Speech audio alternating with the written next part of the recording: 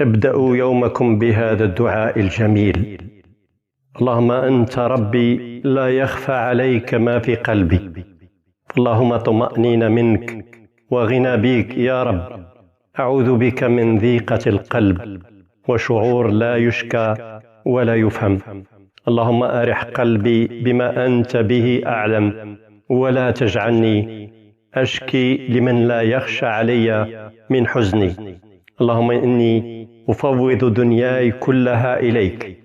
اللهم اجعل هذه الأيام تتبدل فيها ذنوبنا إلى حسنات، وهمومنا إلى أفراح، وأحلامنا إلى واقع يا كريم. اللهم نسألك أياما مبشرة، وهموم راحلة، وقلوب مطمئنة. اللهم اجعلنا لك شاكرين، لك ذاكرين، لك حامدين، عليك متوكلين. لك الحمد ربنا، فأتمم نعمتك علينا وعافيتك.